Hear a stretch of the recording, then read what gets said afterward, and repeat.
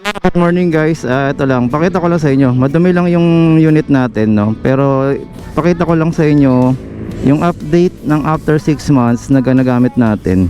Kasi sa dati natin ginagamit, mga ilang buwan nagkakaroon na ng mga lamat, no? Nagkakaroon ng gas-gas. Ito so far, yan, kahit katukin ko siya guys, wala siyang mga bakas pa sa ngayon. So ang isa sa ano, eto hindi naman, so intact pa rin, nagkalawang lang to kasi nababasa talaga ng ulan. So papalitan na natin yan, wala namang problema yan. So syempre hindi naman tayo laging papuri sa unit, ano. Hanapan natin siya ngayon ng negatibo. Ano ba yung mga napansin natin? Ito lang guys, pakita ko lang sa inyo. Tayin ko muna. Ito, nagkakaroon siya ng ganito. Pero hindi ko rin siya talaga gusto kasi mayroong ano, ganito, nababasa puwet natin. So para sa akin, mas gusto ko pa rin pa customize yung seat natin. Saka gusto ko talaga diretso lang. Pero maganda siya, oh. Sa mga mahilig sa ganito, okay naman. Yung riding comfortability ko lang, medyo hindi ako sanay sa ganyan. Ayan. Maganda siya kasi carbon na, oh. Carbon lodi, oh. Oh. So yun. Ano pa ba? So far gamit natin. Ayan. Sakay na tayo. Dahil babiyahe tayo sa ano, Pabayan. Okay. Check.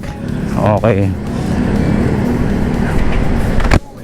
So far wala naman tayong nararamdamang iba.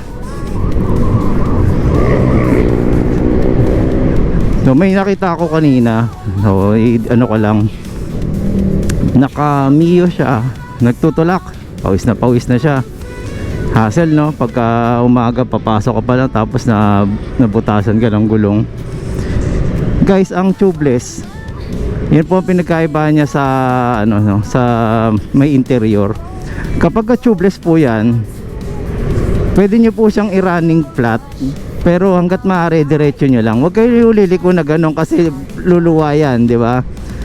Pero dahil naka-intact pa siya, tubeless siya, malambot lang siya, diretso po, pwede nyo po siyang gamitin ng daan-daan. Tapos upo po kayo sa pinakadulo ng upuan. Yan, ang ganda, oh. Ano nga pa pangalan ng gano? Pelikula na yan. May picture ako niyan eh. Kalimutan ko na yung pangalan. Nopsenyas tayo. Okay. Salamat po. Ayan. So didiretso tayo ng ating programa na may optical mission tayo guys ngayong araw dun sa aming ano, malapit-lapit. Busina tayo para alam na meron motor sa gilid or electric motor. Ang dami talagang motor, no? So yun, kaya sabi ko ano eh, pagod na pagod siya kasi ang ano niya, tulak na kagad. Natakot mabibengkong yung mags. Di po basta-basta mabibengkong yung mags na yan kung ano, marunong po kayo sa tamang hangin. Hindi po malambot yan. So yung mga nabibengkong po yung ano, may pag-asa po yan magawa. Pag aluminum po or mags po yan, wala na. Pero pagka bakal po yan, kagaya po ng hub natin, bakal po yan, pwede pa po yan mapukpok ng ano, 2x2. Yan. Hindi po kasi pag sinabing 2x2, pamalo ka agad. Hindi po. Ginagamit po yun para po sa pang-align din, no? At pantukod sa bahay. Panggawa ng mga ano. So yun, yan po ang mga tamang paggamit ng mga gamit na yun. So Quirino pala tayo dahil sarado pala dito sa taas. Hindi, okay lang pala dito sa ano. Pero magkikirino na tayo. Takbong 50, preno konti, traffic na. Hindi, may nakaharang guys, nagsasakay. Okay. Sa Uyo po. Ito po ay sa Uyo. Ay magbigayan. Okay, hindi, pero one at a time guys, one at a time.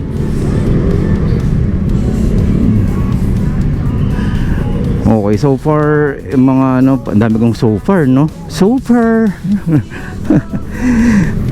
Wala na yung boss ano dito, yung gasolinahan. So ayun, ang gamit po natin, full face helmet, naka gloves tayo, naka close shoes tayo, tabi-tali tayo kay Grab. So naka pants tayo, no? So kung magkatabi tayo, magkaharap tayo ng NMAX, wala tayo masyadong pinagkaibahan. Motor na motor ang dating natin. So sa mga nagtatanong naman sa gamit natin, walang rehistro. For registration po siya, hindi po siya walang rehistro totally. Ang waiting na lang po tayo dun sa pagpapile ng mga ano ng LTO, BOC, sa Bureau of Customs. Yan, doon na po siya, may kakulangan pa. Pero may rami na po na i-release na ano, no, na plate number, kung makikita niyo naman po. So on process po siya, ibig sabihin talagang may bulk lang po talaga ng ginagawa siguro, kaya po naging batching yung ano, pag-release. So magkakahigpitan daw, yes. Pero kung alam niyo po kasi paano makipag-usap at magpaliwanag at ipapaliwanag din sa inyo, makinig po tayo, hindi naman niyo masyadong po problemahin dahil nasa legal naman po tayo kung tutusin. Pero yun nga, kung babastihan talaga ng strict ang ano, wala tayong ano pa. Dapat pagka sinabing bawal, di ba? Ang likot ng jeep no. Ayun, no, naririnig niyo, hindi niyo pala maririnig yung Aerox, yung gigil ng takbo niya. Sabi ng gasolina niya, mababa. Ayan, ito na, meron ng traffic, wala. Okay, oil price 82, 70 yung gasolina. Not bad dun, mura dun. Dito 70 rin. Jade blue, don't make it bad. Okay, 81 naman yung pinaka ano niya, dynamo.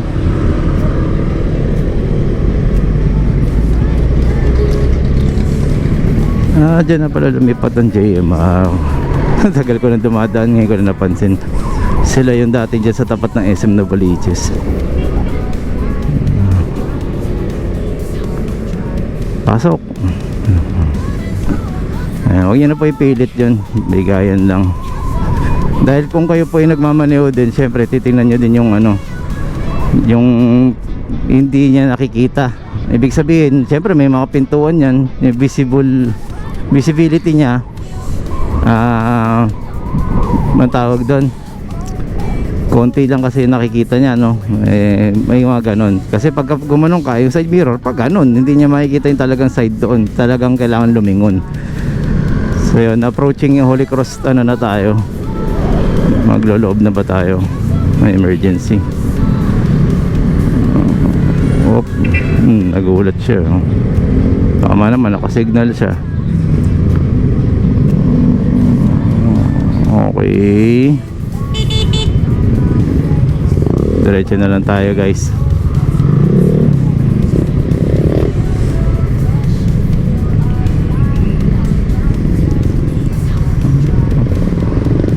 Ayun, shoutout natin ng mga batang ano natin, mga kaibigan natin dyan sa may Titus, no?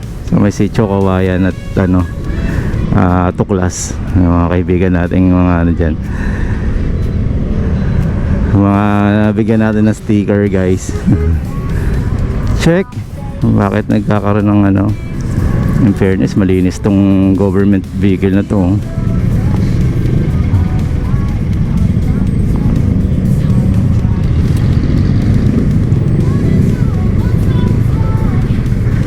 Linis parang bagong bago pa.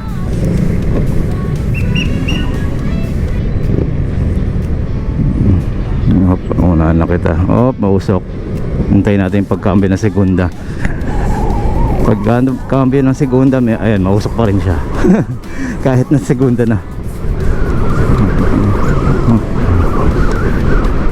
Hop, nakasignal. Papasukin na natin yan.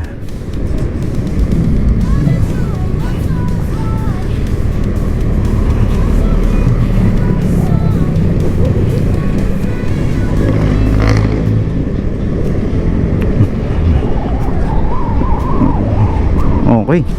So, ano na tayo? Alfred, kung tawagin. TV5. Dati ABC5 yan, pangalan nila. So, sa mga nanonood na bata sa akin, ito ang mga history ng Quirino Highway, guys. Ayan, dati TV5, ang TV5, ABC5. Nandyan din ang stasyon ng Cool 106, di ba? So nakaharang pala ako. Nanonood kayo, nakikinig kayo sa radyo 106, di ba? 0.7 ba yan? Ayun. So very good, may nagta-traffic dito kahit papaano.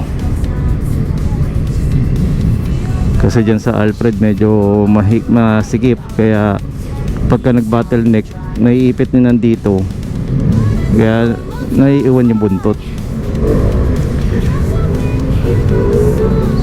So yan, di ba? Kagawad Alberto Kayanan.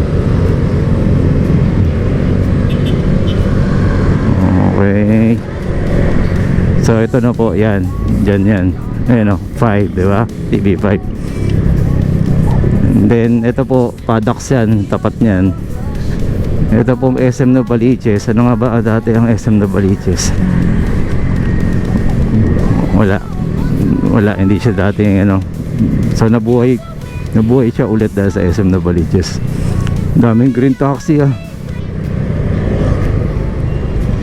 GSM, green GSM. Pero hindi naman kulay green talaga siya, no?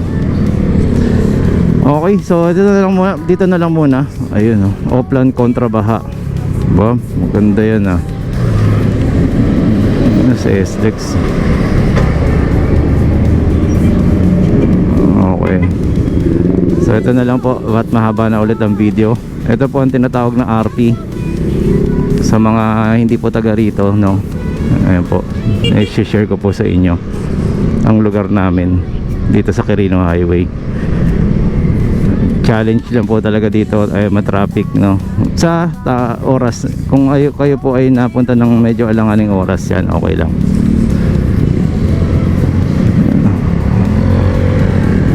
Okay, so sama na natin to. Ito pong makikita ninyo sa kaliwa,